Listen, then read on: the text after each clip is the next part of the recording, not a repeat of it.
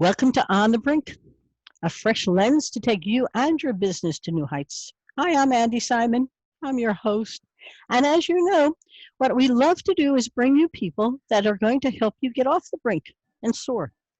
But often we don't really know how. So my job is to find folks who can help you see, feel, and think in new ways. That's my job.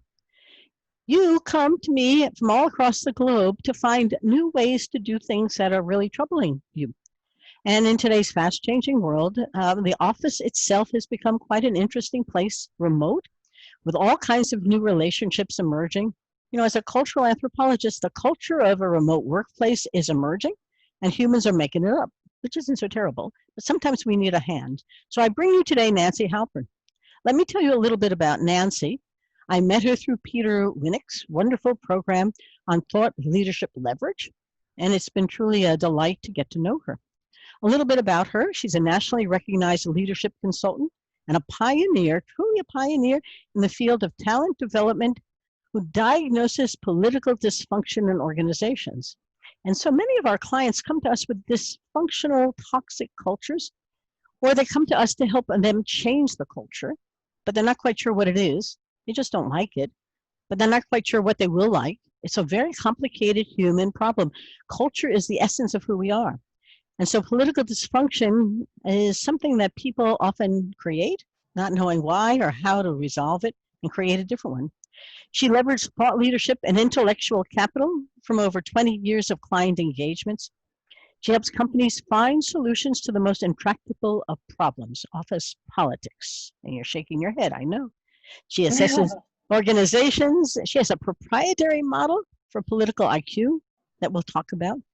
But this is really a time for us to understand how to solve an enduring problem that you may have in your organization and you have no skills, as we know, to change, because I know we are not trained to change. Our clients, Fortune 500 to startups, Bank of America, Dow Jones, Nestle, Novartis, very important clients of hers, but they also realized that they needed a hand to change their culture.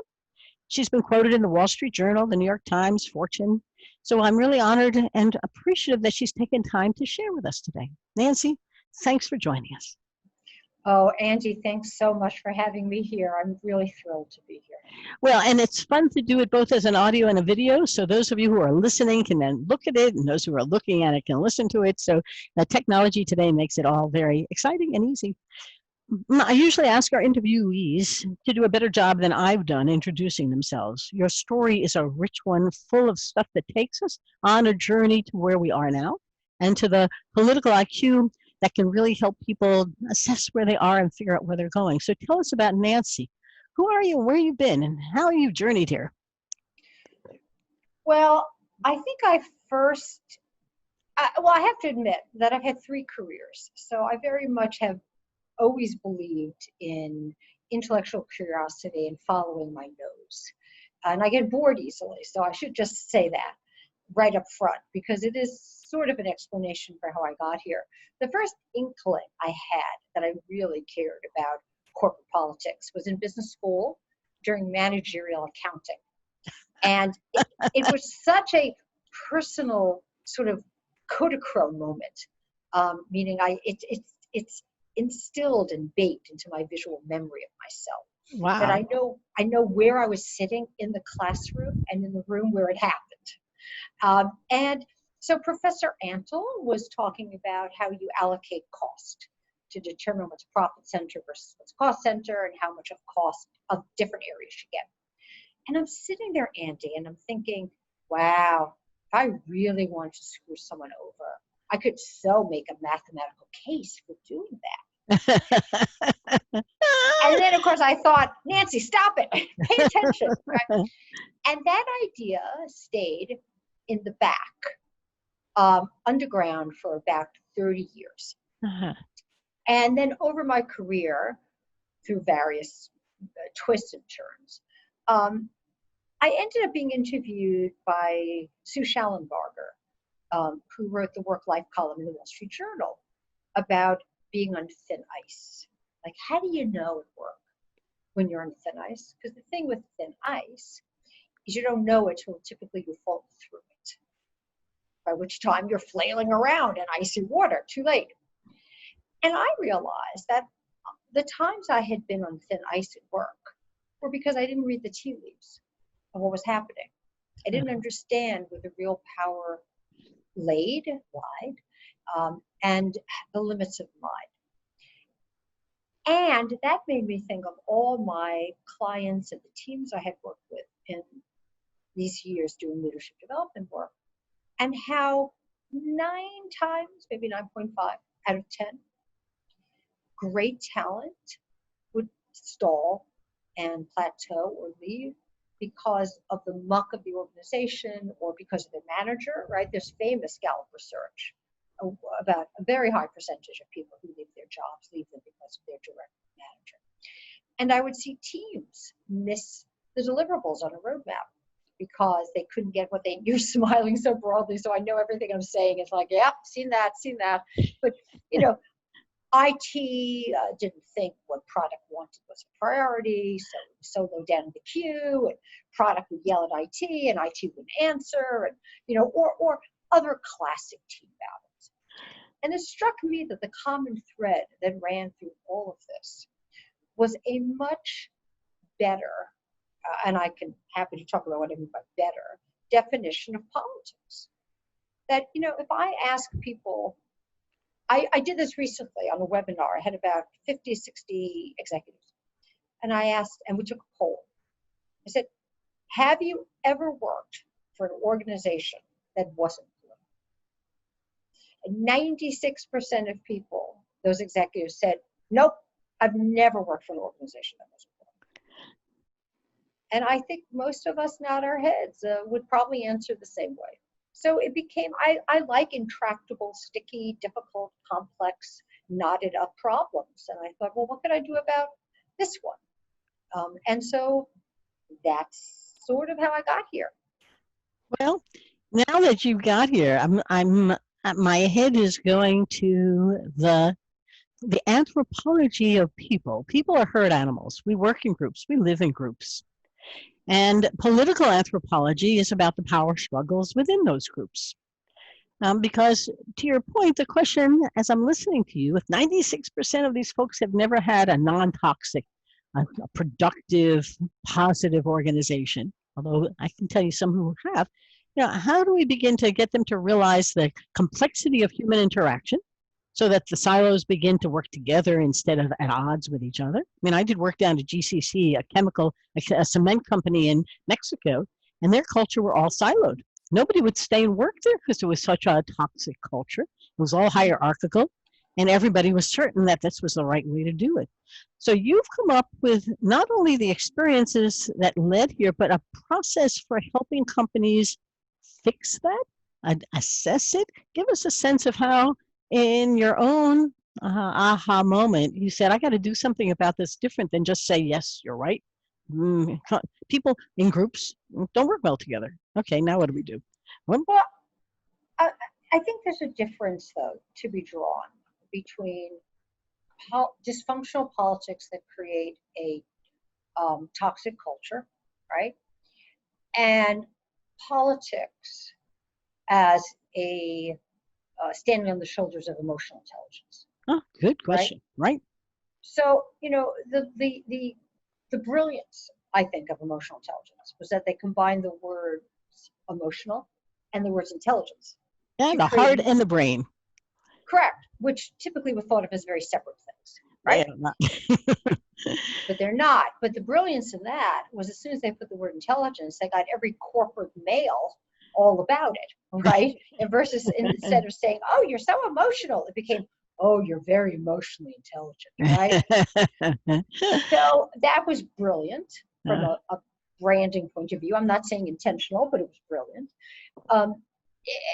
However, emotional intelligence comes to a dead end in the road. And here's what it is. And I am answering your question, but I really want to first lay out what it means to be politically intelligent. Well, set the stage. That's perfect. Okay. So emotional intelligence is about my self-awareness and ability to manage myself, yes, and my read of you and my ability to respond with empathy and relate to whatever emotional set I think you're bringing to it. but it doesn't address what happens between us. And it certainly doesn't address what happens amidst and among a group, right, as you were speaking of. And it certainly doesn't link it to the business impact of those things, except in a squishy way. So I'm sighing because I've always been a little bit of an odd duck in my field. You know, on the one hand, I don't come from psychology, which a lot of people do. On the other hand, I'm not an OD specialist who draws up theories and processes. I'm somewhere more like a practical philosopher, perhaps, who really loves business. And I love data.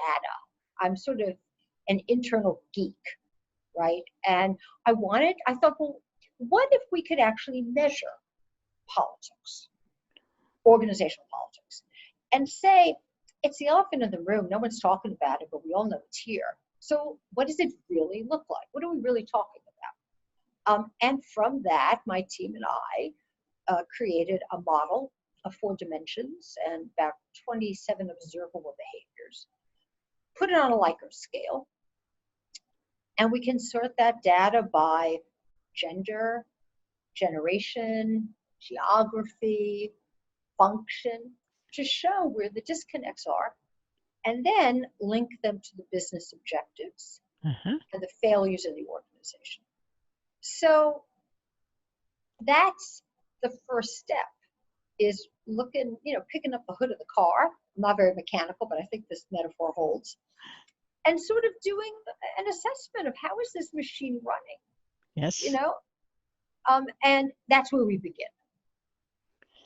And then where do we take it from there? Well, then we have to see where the problem lies and the scope, right? Because those things will then determine what we do about it. For example, maybe you have a large gap generationally around corporate messaging.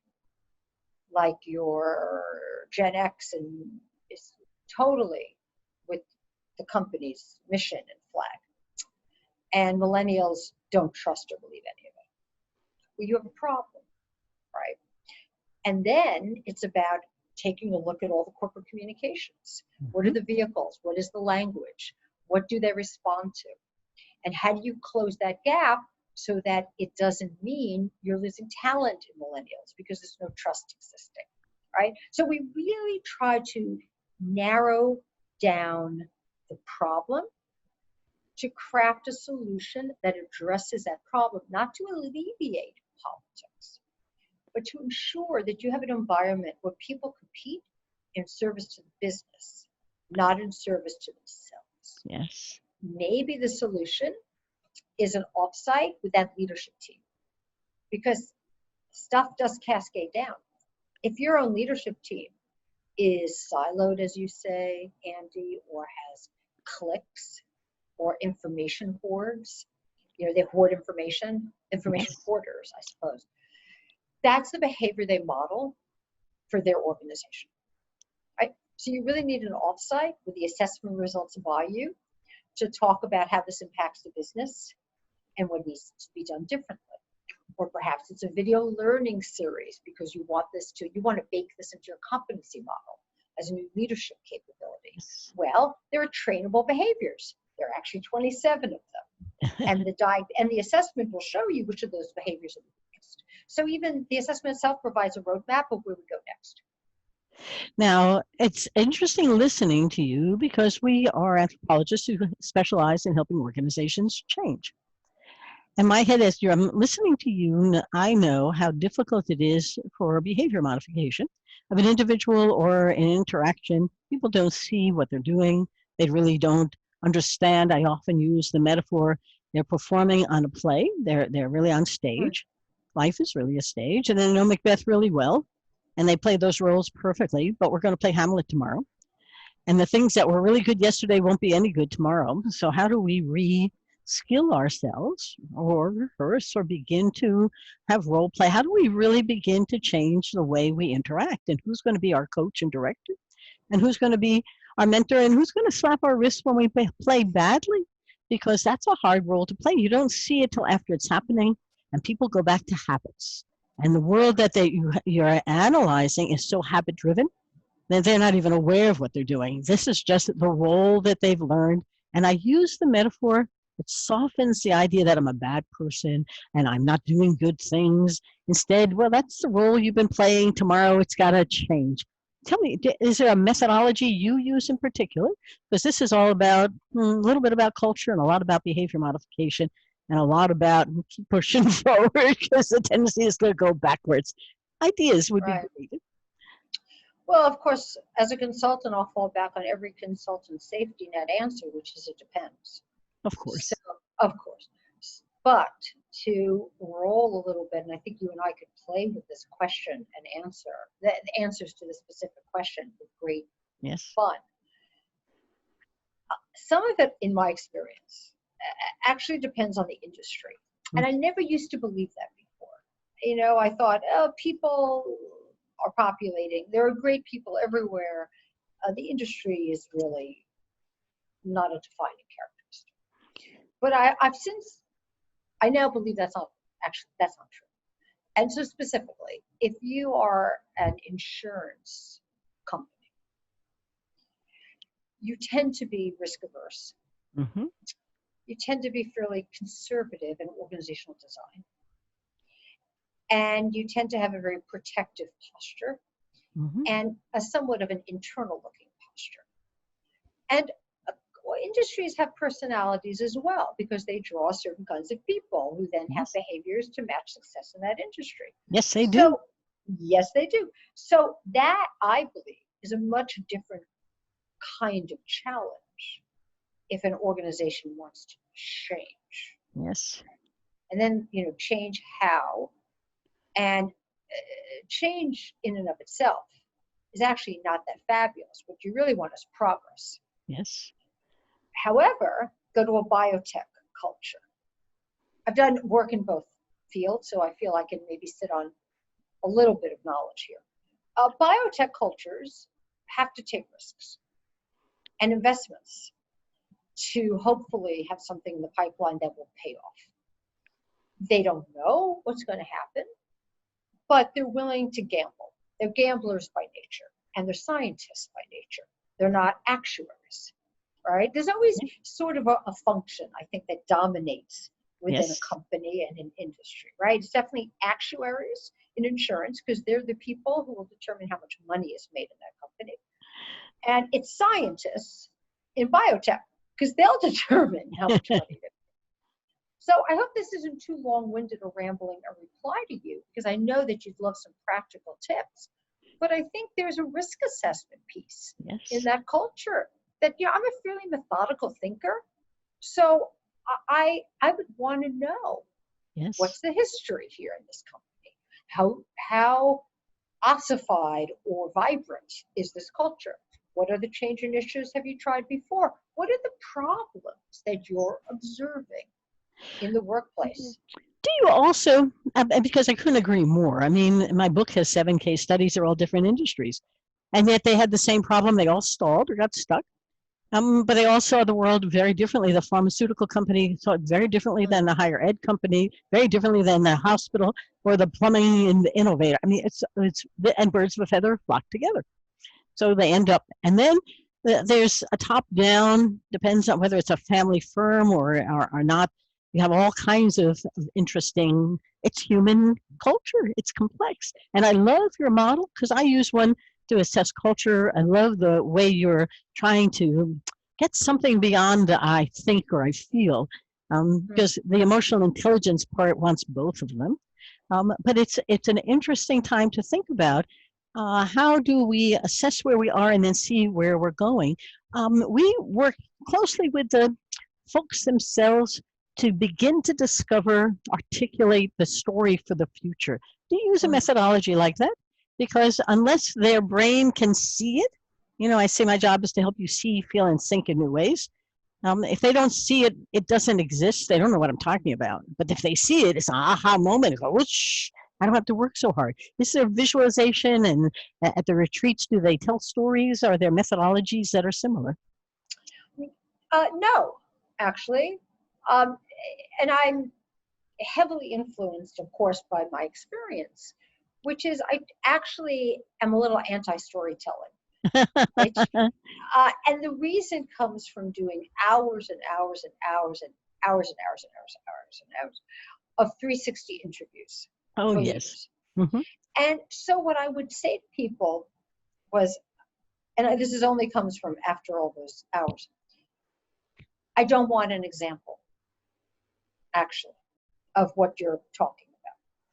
And the reason, and people go, what? What do you mean? You know, an example. I said, well, the problem with an example, right, is that it becomes for many people a validation of why they think what they think. Mm-hmm. And it becomes too focused on incident versus theme or pattern. Yes. And I'm looking for theme and pattern across data. And so if it's a story, it's, I'm sure I know there are limitations to this approach. So I'm thinking out loud because no one's actually ever asked me this question, Andy. So I'm formulating my answer on the spot. I really want people to float above the specific incident and the story they have created. I've also recently, meaning in the last 2-3 years, been deeply influenced by insight meditation and something called nonviolent communication theory. Cool. And one of the core tenets of nonviolent communication is that people slip, and I know this will resonate for you, slip too easily from observation to evaluation. Yes. So the observation might be, she's smiling. Yes. The evaluation could be, she's happy, or she's interested, or she's polite, or God knows what, right? She had a great breakfast. But those evaluations are stories, and we then follow our own evaluation without actually knowing. Yes. So it's not that I'm anti-story. It's not really a methodology that I use or I rely on. Can you share with us the one that you do use? Because I'm anxious to hear additional vehicles or methodologies to help. If I specialize in helping organizations change, I'm anxious to hear how you help them do that because it expands our skill, our tool set. Because I must tell you that everyone is both the same and different, to your point. And it's an important time because of the changes now. I have a client that's completely remote, and they've just built a new headquarters. They're not quite sure they're going to get people to come back into it. It's very interesting. And then I have a healthcare client, and they're trying to get all their furloughed workers back to come in. Oh. And the furloughed workers are saying, no way. Thanks very much. I didn't ask to be furloughed, and I'm not coming back until I have to or I want to. The Right. dynamics of conversation are creating some pain, but also the opportunity for folks like ourselves to change the script. Tell me about, or tell our listeners, if you could, about how you approach it, because I'm anxious to hear. Sure. I think there's probably 4 prongs that I focus on. Resistance, Mm-hmm. conflict, principled negotiation, Mm-hmm. and prioritization. Oh, those are good ones. And I use a model, not of personality conflict, but of positional authority. Uh-huh. And what I mean by that is I find personality conflict a kind of a dead end because we form an opinion of someone, all the subsequent information confirms we're right about that person, and we just feed ourselves and there's nowhere to go.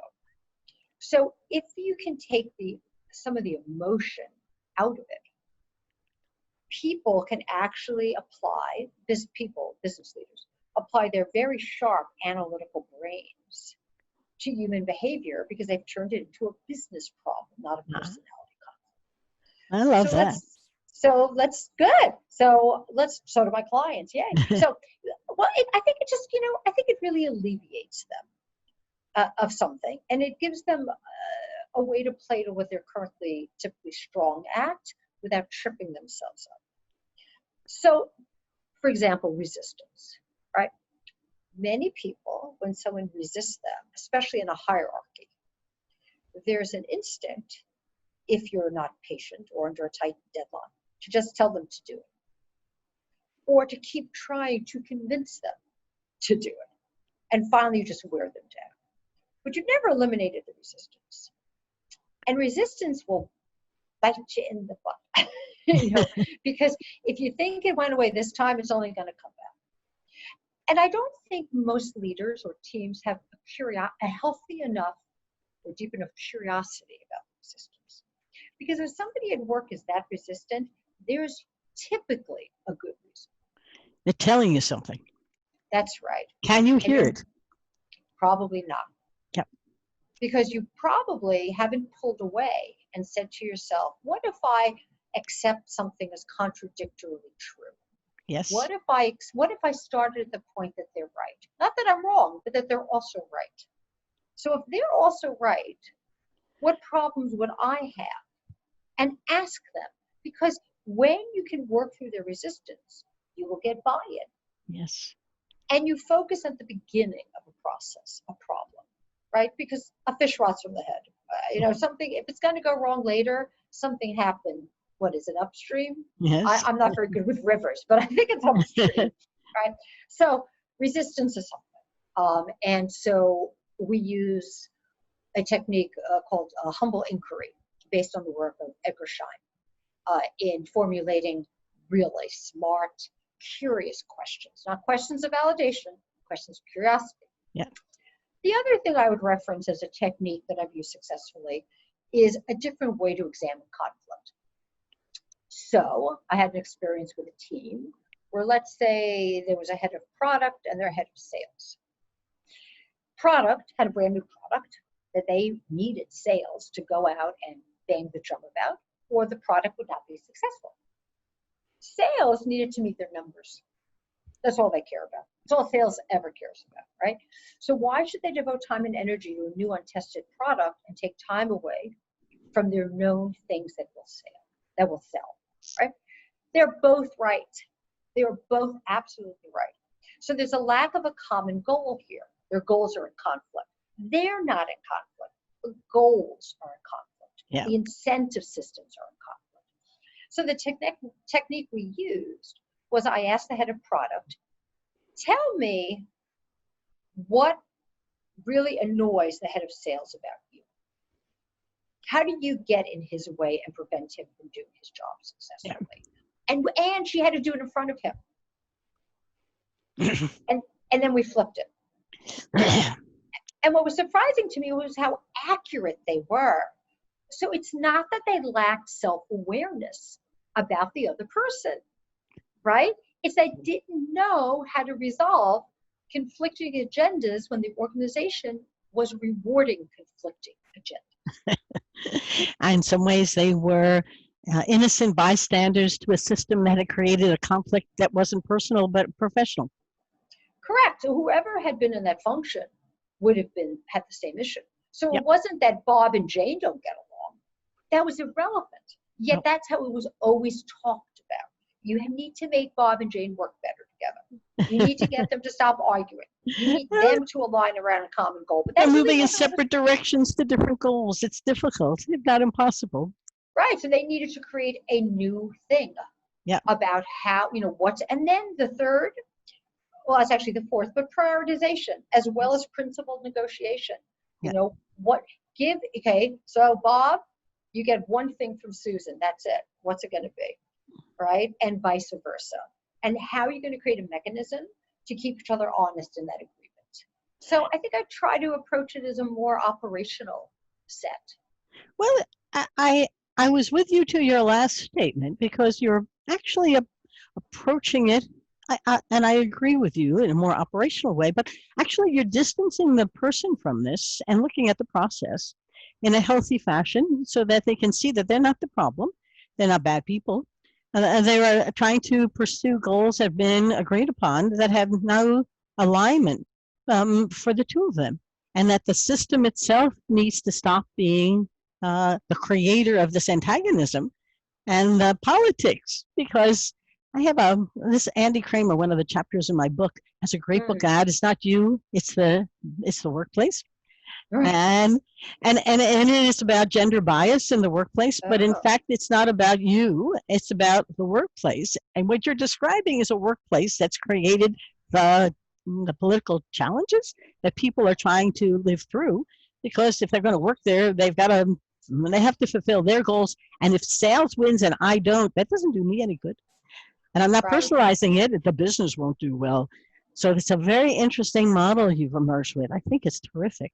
Thank Um, you. I love it. Now, I love it because it doesn't matter whether you're in a high-tech industry or in an actuarial one or a bank or a hospital, and you got to step up above it and take a look at the way your processes and your systems and your goals have created the toxicity that are having people at odds. I remember I worked with a hospital for 4 years, and they wanted the beds to turn faster, but the nurses never called housekeeping because they didn't Uh, want more work. And right. housekeeping, since they didn't know, they didn't go turn them faster. And the ED was on diversion, and they couldn't put the patients in beds. And the whole system was at war with each other. There were 9 unions, but they weren't at war with each other because they were at war. They were at work as a system created the battleground, and they were all living out their roles in it. This is really brilliant stuff, ma'am. Thank you. I Well, love you it. know, I just wanted to give one twist to it. I do approach the work with the assumption that the greater organization, the structure, the game, as my son would say, don't blame the players, blame the game, Yes. is is not going to change Nope. because it's just too baked into the bones of structures, right? And Right. so it's people's changing their attitudes Yep. and not conflating or confusing the word politics Yep. with bad governance, but Yes. rather about being savvy about how to navigate an organization. Which leads you to an educational role to play, because they don't even know the words that you're talking about. They've grown up in games. They know how to play soccer or football or whatever. They got rules. The rules Right. tells you where the goal is. They know how to play that game. That's just what you have here is a game. I call it a performance on Sure. stage, but it's very much a soccer game. And we're all going to play against the opponent. And the opponent could be us, which could then really hinder our company's ability to achieve the results they like. I had one lovely lady, an HR director, it was called, who wanted us to help them change the culture. They had acquired 48 distributors, and they wanted to build a new Uh, one, but they didn't know what they had now, and they weren't sure what they wanted. And it became quite an interesting conversation about something that was simply ill thought about because it was bigger than a bear. And it's hard. yeah. You cannot make McDonald's overnight, even if that's what you aspire to. Nancy, this is great fun, but we do have to wrap. It's much to my chagrin. And mine. I've enjoyed. I think this is a great conversation, and very different than most of my podcasts. You have something very valuable to offer our listeners on how to see, feel, and think in new ways about you and that organization in which you may be engaged. Even if you're an entrepreneur, or you're a startup, or you're a big company, it doesn't matter. We work with people, and we have to think about them differently. And that's what Nancy's offered today.